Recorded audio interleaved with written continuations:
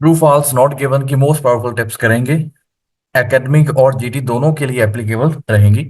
अगर आपका एग्जाम बहुत जल्दी है, 5-10 दिनों में, 7-8 दिनों में है, then you can watch my videos. But अगर आपके पास प्रॉपर मंथ है, चाहे एकेडमिक हो चाहे जीटी हो, तो नेक्स्ट सेशन 15 अप्रैल से शुरू हो रहा है ऑन दिस नंबर। आप व्हाट्सएप कर सकते हो। So true false not given की टिप से पहले मैं आपको दो चीजें समझाना चाहता हूँ। पहली चीज तो ये कि ये आपका ग्रामर ग्रामर बेस नहीं कहेंगे, ग्रामर बेस भी चलता है, बट रीडिंग में इतना ग्रामर बेस सिस्टम नहीं रहता है। ये कॉम्पिटिटिव एग्जाम नहीं है। मतलब मेरे कहने का मतलब ये है कि इसमें कोई ट्रिक वगैरह यूज नहीं करेंगे आपके साथ। समटाइम्स लगता होता है स्टूडेंट्स को कि ट्रिकी सिस्टम का यूज कर रहे हैं। ये सिर्फ एक लैंग्वेज टेस्ट है। तो वो आपको चाहकर भी कोई ट्रिकी चीज नहीं यूज करने वाले।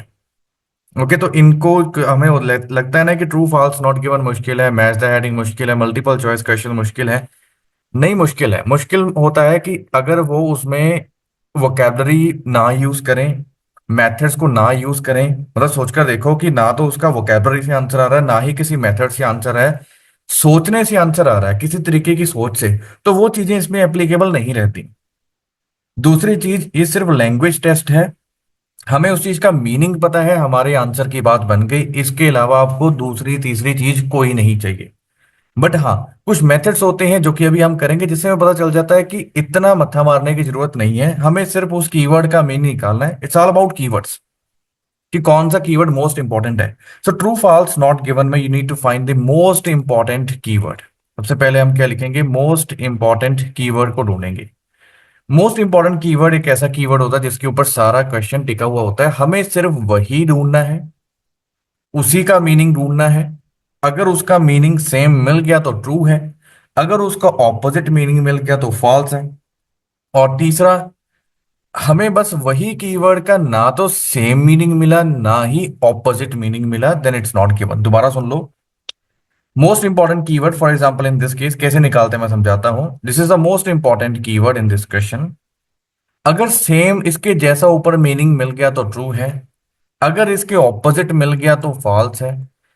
बाकी चाहे सब कुछ मिल जाए, इट डज नॉट मैटर। ना ही इसका सेम मिला, ना ही इसका ऑपोजिट मिला, नॉट गिवन। बस इतनी सी बात है और कुछ नहीं। कोई टेक्निकलिटी नहीं है इसमें। This is nothing like that is going to be tricky.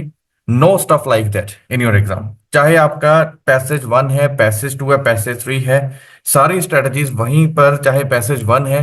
Because at the end of the day ये लैंग्वेज है, और लैंग्वेज को वो चेंज थोड़ी करेंगे। सिर्फ एक ही तरीका है कि वो आपको ट्रिकी कर दें, गलत ग्रामर का यूज कर दें, ग्रामर को आगे पीछे कर दें, उसका सेंस चेंज कर दें।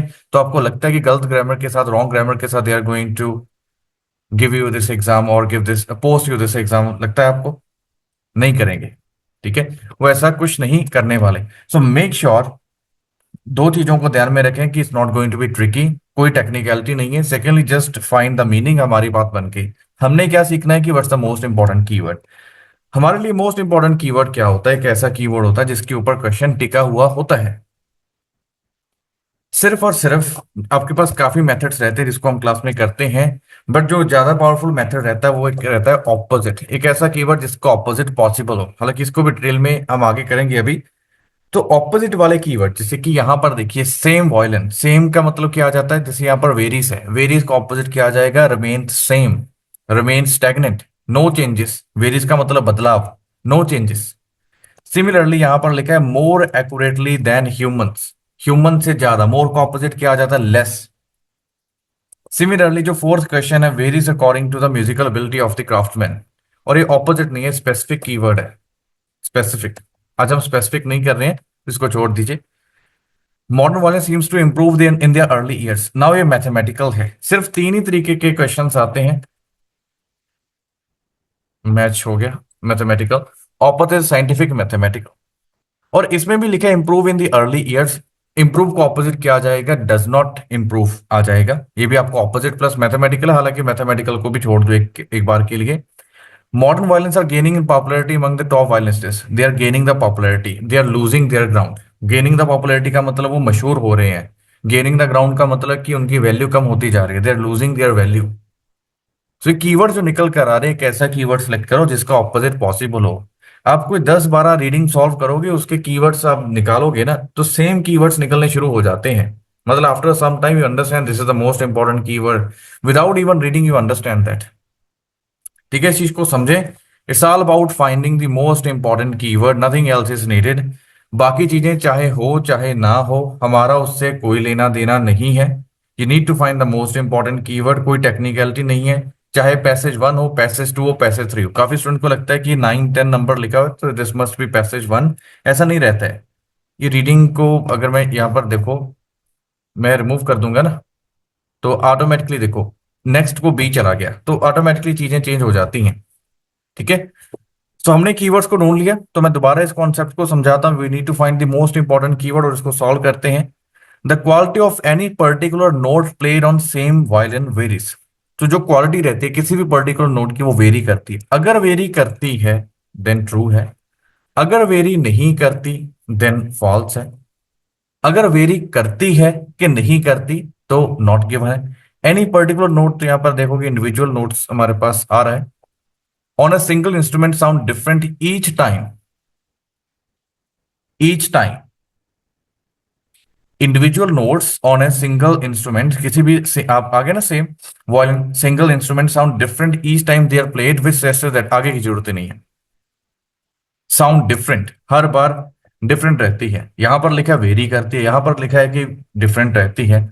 बाकी चीजों से कोई लेना देना नहीं है, हमारा इससे कोई लेना देना नहीं है। It does not matter.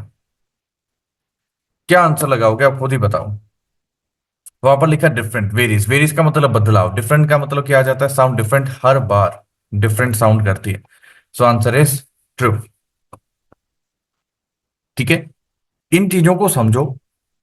हमारा सारा दिन इसी के ऊपर जाना चाहिए। अगेन से ये लेस टाइम है मेरे पास, बहुत सारी ट्रू फॉल्स नॉट गिवन की वीडियो यूट्यूब के ऊपर, मेरे चैनल के ऊपर पड़ी है। तो अगर आप उन सिर्फ यूट्यूब के ऊपर ही भी देख लोगे ना, अगर लेस टाइम है, क्योंकि गिरते हुए के तो कहते हैं ना तिनके का भी सहारा है। तो सभी जितनी इंप्रूवमेंट हो सके आप 5% भी इंप्रूव करके, लेट्स से अगर आप 6 बैंड के ऊपर हो, ठीक है, 6 बैंड की स्कोरिंग आपकी आ रही है, अब 5% भी इंप्रूव करके कितना चला जाएगा, 6 बैंड का 5% कितना चला जाएगा, 0.3।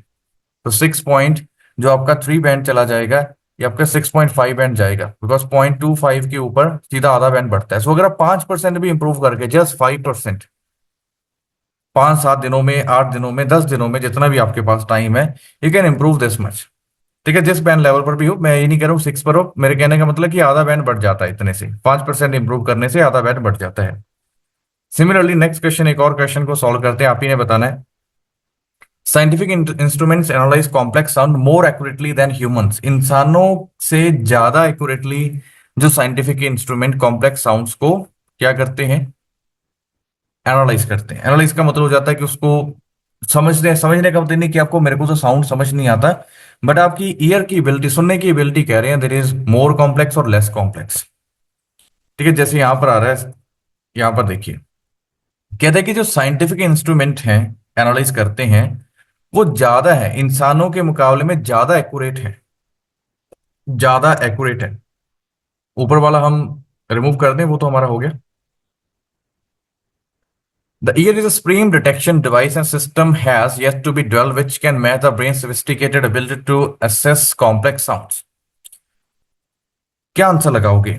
ये लिख रहे हैं कि जो साइंटिफिक इंस्ट्रूमेंट्स हैं वो बेहतर हैं इंसानों से, और ये कह रहे हैं कि जो इंसानी ईयर है, आपके जो कान है, वो ज्यादा, वो स्प्रीम है, स्प्रीम का मतलब इससे बेहतर कुछ नहीं है। तो फिर क्या आंसर लगाओगे। ये कह रहे हैं कि साइंटिफिक इंस्ट्रूमेंट्स बेहतर हैं इंसानों से, और ये कह रहे हैं कि जो इंसानों का सिस्टम है, ब्रेन सिस्टम, ह्यूमंस की बात कर रहे हैं।